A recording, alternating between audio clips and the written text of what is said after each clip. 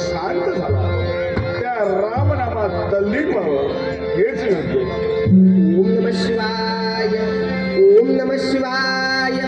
ओम नमः शिवाय, हरि ओम नमः शिवाय, नमः शिवाय, नमः शिवाय, नारायण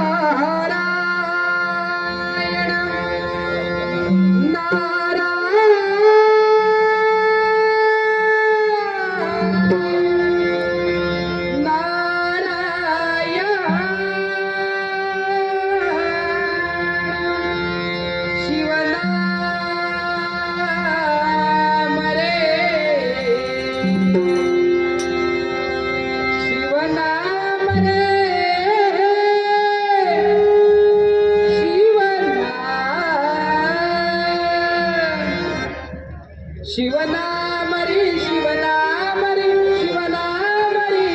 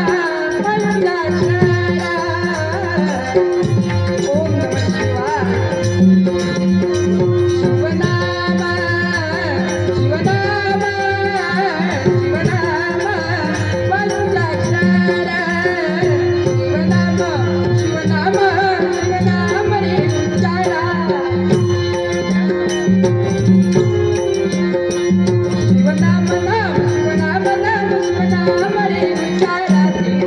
कळी काळाती कळी काळाती कळी काळाती नारायण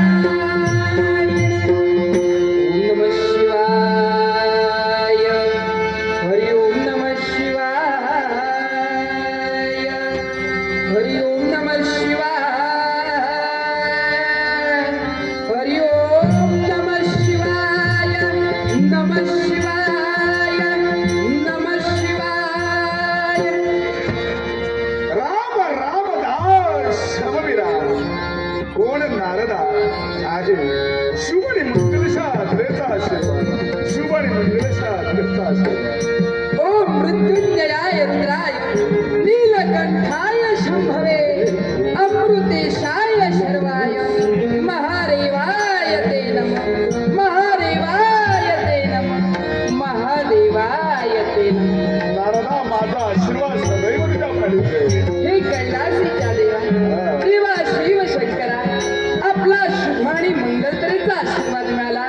खऱ्या अर्थानं या नारदाच्या मनाचं समाधान झालं देवा तरी सुद्धा स्वर्ग मृत्यू आणि पाताळ किती कलाच्या काही विनंती असं असताना सुद्धा आजच्या घडी या कैलासापर्यंत होय देवा कहाणी कशासाठी तेव्हा आपला शुभ आणि मंगलतेचा आशीर्वाद मिळावा यासाठी मृत्यू लोकांचा त्याग केला आपल्या दर्शनासाठी या कैलासापर्यंत मी नाव घेते नारदा माझ्या दर्शनासाठी प्रयत्न आला होय देवा तरी सुद्धा संभ्रम संभ्रम या कैलासापर्यंत देवा मृत्यू लोकांचं अवलोकन मी केलं संपूर्ण मृत्यू लोकांच्या ठिकाणी सुद्धा हे ते कलियुग कल्प विकल्पाची देवता म्हणजे कलिदेव या कलिदेवतेला ज्ञान भक्ती वैराग्य या मर्यादा ठेवून सुद्धा त्या मर्यादेचं उल्लंघन कलिदेवता करते आणि देवा भक्ती मार्गात कुठेतरी खंड निर्माण होतोय आणि म्हणूनच भक्ती मार्ग सतेज राहावा यासाठी या कैलासापर्यंत देवा माझं येणं झालंय नारदा कृत त्रेता आणि द्वापार तीन युग माग पडले हा. या तीन युगात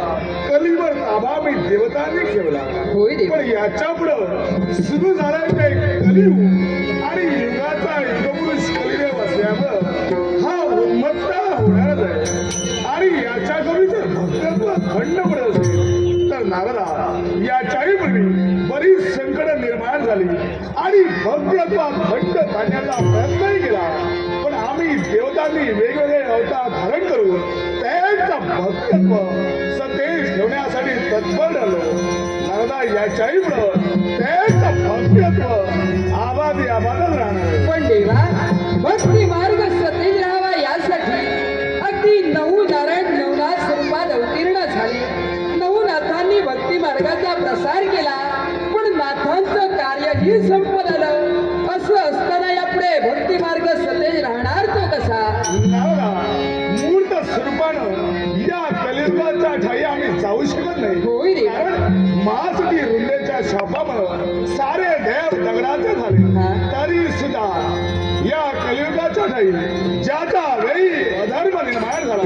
त्याच्या वेळी देवतांनी वेगवेगळे अवतार धारण करून त्याच अधर्माची पायमल्ली करून धर्म सदेश केलेला आहे नारदा याच्याही देवा. हा कैलासीचा देव आगे वेगळी शिवलीला घडणार आहे. कोण अशी शिवलीला आणि ती शिवलीला काय असणार आहे नारदा भाई याच्या